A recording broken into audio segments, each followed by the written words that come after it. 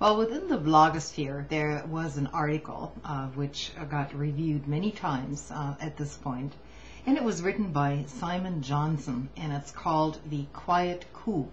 What the article essentially deals with is the machinations of the financial oligarchy in this country and elsewhere. And the problem with this article, and I'm about to read a rebuttal to it, so I will of course post a link to the original article because you should read that as well. The one problem that is right up front is that this article was essentially written by an IMF banker. IMF stands for the International Monetary Fund. Now, this is one of those things that came out of this whole G20 meeting, because now the IMF, the International Monetary Fund, has been given even more power than what they've had before in regulating the financial industries, or basically loaning money to developing nations and others in the bigger financial sphere. Now, the IMF was, and I'm not sure if you're informed about this, but the IMF was essentially responsible for dispensing loans to developing nations, but under one condition, that they scale back on all of their basic social infrastructure, social programs, education, and so on for ordinary folks. So the money basically went straight into the bankers' hands and the top echelons of governments. And this was detrimental and ruinous to the economies of these countries that borrowed the money and are still borrowing the money.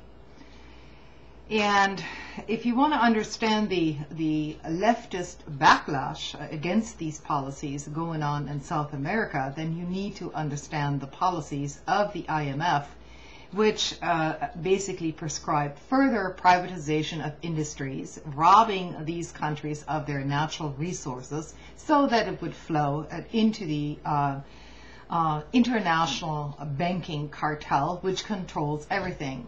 So now we have an organization in even bigger control, thanks to this G20 meeting, of all of global finance. So that's one thing that came out of this G20 meeting.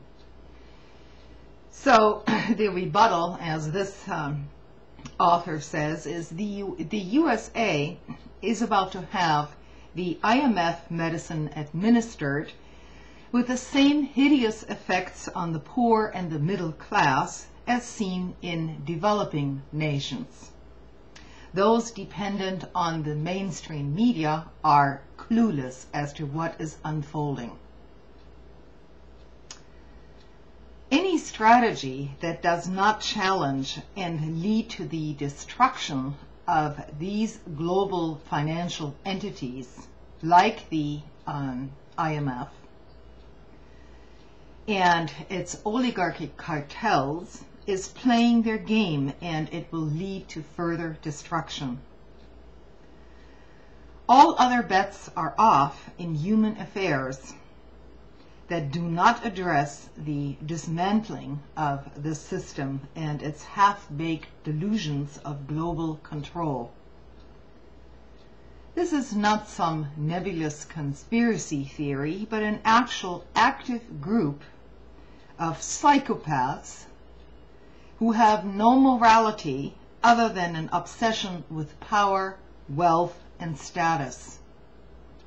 Their manic belief in authoritarian force has brought us all to this tipping point and has no equivalent in human history since the Pleistocene droughts that influenced our total evolutionary direction.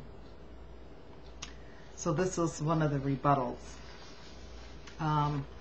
As I've told many of my viewers before, you absolutely need to read Naomi Klein's The Shock Doctrine. It's a book she wrote, which explains in great detail the policies of the IMF and the World Bank and how it is hurting every ordinary person around the globe. So this is just one of those things that came out of this meeting, the G20.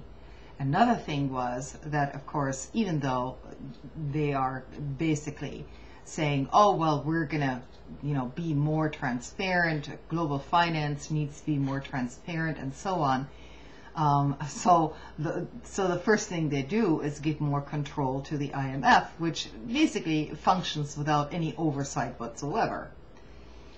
And all the same players are involved, so there's no fundamental changes coming from this body, the G20. And furthermore, there's absolutely no questioning of the concept of free trade. What is now being touted is that any kind of protectionism is just a very bad thing. You cannot rescue the global economy with these kinds of policies as protectionism. Now, there is a young woman, basically a very smart young economist who has some things to say about that, and that's probably going to be in my next video. So yes, free trade and protectionism should very much be discussed because it is part of this whole picture.